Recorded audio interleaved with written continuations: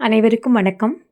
இப்போ நம்ம எங்கே போகிறோம் அப்படின்னா, தமிழ்நாட்டில் திருவள்ளூர் மாவட்டத்தில் உள்ள சின்னம்பேடு என்ற பகுதியில் அமைஞ்சிருக்க ஒரு புகழ்பெற்ற முருகர் கோயிலுக்கு போகிறோம். சிறுவாபுரி முருகன் கோவில். வழிநெடுக பச்சை ஆடை கட்டி விழிகளுக்கு விருந்தளித்த இயற்கை எண்ணெயை ரசித்துக்கிட்டே நம்ம இந்த தலத்துக்கு வந்தாச்சு. நம்ம போனது ஒரு ஞாயிற்றுக்கிழமை. கூட்டமாக இருக்கிறதுனால பஸ்ஸெல்லாம் மெயின் ரோட்லேயே நிறுத்திடுறாங்க. அதுக்கப்புறம் நம்ம ஷேர் ஆட்டோவில் வரலாம். அது கூட ஒரு குறிப்பிட்ட அளவு தான் வருது. அதுக்கப்புறம் நம்ம நடந்து தான் போகணும். செல்லியம்மன் கோயிலில் இறங்கி அங்கேருந்து நடந்து வந்தால் நம்ம கோயிலுக்கு வந்துடலாம். 5 நிலை ராஜகோபுரமுடைய இந்த கோயிலோட மூலவர் பேர் பாலசுப்ரமணியர். இந்த கோவில் 500 ஆண்டுகள் பழமை வாய்ந்தது. இந்த கோவில் சிறுவாபுரி பாலசுப்ரமணிய சுவாமி கோவில் என்று அழைக்கப்படுது. வாரத்தில் ஞாயிறு செவ்வாய் 2 நாளும் ரொம்ப கூட்டம் இருக்கும். அப்போ தான் இந்த மாதிரி பஸ்லாம் உள்ளே வராது. மற்ற நாள்லாம் கிட்டே கோயில் பக்கத்துலேயே நிற்கும். குறிப்பாக சொல்லணுன்னா செவ்வாய்க்கிழமைகளில் பயங்கரமாக கூட்டம் இருக்கும். அருணகிரிநாதரால் பாடல் பெற்ற ஸ்தலம். சொந்த வீட்டு கனவை நெஞ்சில் சுமந்துட்டு அது நிறைவேறுமா நிறைவேறாதா அப்படின்னு தவிக்கிறவங்களுக்கு அவங்க கனவெல்லாம் நனவாக்கி கொடுக்குற சக்தி இந்த பாலசுப்ரமணியருக்கு இருக்குது. உள்ளன்போட உருகி வணங்கி வழிபட்டால் நினச்ச காரியத்தை நிச்சயமாக நிறைவேற்றி கொடுப்பார் இந்த முருகர். சொந்த வீடு மட்டும் இல்லை, நம்ம நினைக்கிற நல்லது எல்லாமே நிச்சயமாக நிறைவேறும். நம்பிக்கையோட முருகன்கிட்ட சரண்டர் ஆகிடணும். நீ தான்ப்பா பார்த்துக்கணும், எனக்கு ஒன்றை விட்டால் வேறு யார் இருக்கா அப்படின்னு சொல்லிட்டு நெஞ்ச முருகி வேணுன்னா கண்டிப்பாக நல்லது என்ன காரியமாக இருந்தாலும் அதை கண்டிப்பாக நிறைவேற்றி கொடுப்பார். இப்படி அதிசயம் நிகழ்த்துறதுனால தான் கூட்டம் நாளுக்கு நாள் அதிகரிச்சுக்கிட்டே போகுது. பசுமையான அழகான ஒரு கிராமத்துக்கு நடுவில் வடகிழக்கு மூலையில் இந்த கோவில் இருக்குது. இந்த தலத்துக்கு சிறுவாபுரி, சின்னம்பேடு, சிறுவை, தென் சிறுவாபுரி, குச்சலபுரி அப்படின்னு பல பேர்கள் இருக்குது.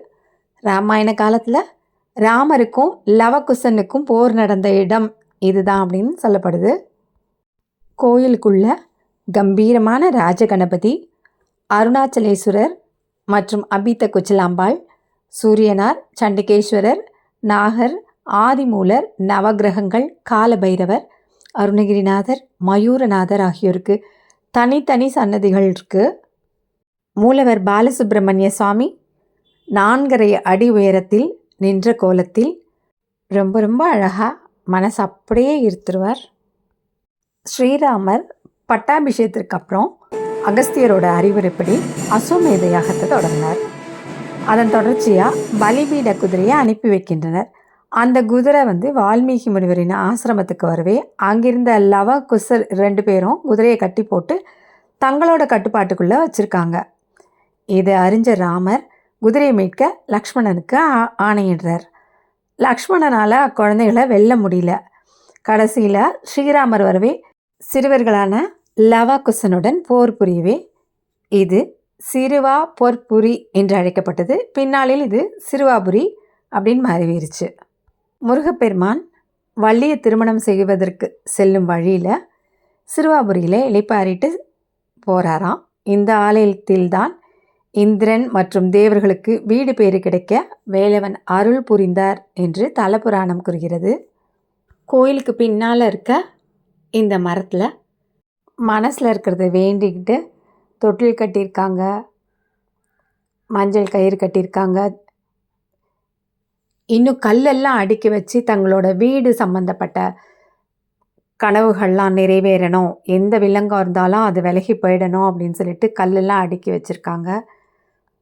அங்கேயே நெய் விளக்கு ஏற்றி வச்சு தங்களோட வேண்டுதலை கோரிக்கையை முருகன்கிட்ட வைக்கிறாங்க. இதை பார்த்தா தெரியும் இந்த இடத்துல எப்பயுமே கூட்டம் இருக்குது. அதுக்கு பின்னால் கோவில் குளம் ரொம்ப அழகாக இருக்குது. ரொம்ப அழகாக பராமரிச்சிருக்காங்க. தண்ணியும் நிறையா இருக்குது. ரொம்ப அழகாக இருக்குது, பார்க்கவே அழகாக இருக்குது. இந்த கோயிலுக்கு ரெட்டில்ஸ்லேருந்து பஸ் இருக்குது, ஷேர் ஆட்டோ இருக்குது, ஈஸியாக வந்துடலாம். நிச்சயமாக பார்க்க வேண்டிய அழகான முருகன் தலம் இது. ஒன்று கவனிச்சிங்களா? இந்த அழகான கம்பீரமான கோபுரத்தை புகைப்படம் எடுக்கும்போது கூடவே இந்த சற்று வளைஞ்ச இந்த தென்னை மரமும் இருக்கும். என்ன பாக்கியம் பண்ணியிருக்குமோ இந்த மரம் அப்படின்னு நான் நினச்சிக்கிறது உண்டு. அண்டர்பதி குடியேற என்ற பாடல் அருணகிரிநாதரால் இந்த தலத்தில் பாடப்பட்டது. அது மட்டுமல்ல, சீத்தள வாரிஜ பாதா நமோ நம என்ற அர்ச்சனை பாடலும் இத்தலத்தில் பாடப்பட்டது தான். 6 வாரங்கள் தொடர்ந்து இந்த கோவிலுக்கு வந்து வேண்டிக் கொண்டால் வேண்டியது நிறைவேறும் என்பது நம்பிக்கையாக இருக்கிறது. சிறுவை முருகனை வழிபட்டு சீரோடும் சிறப்போடும் வாழ வேண்டுகிறேன். நன்றி, வணக்கம். மீண்டும் சந்திப்போம்.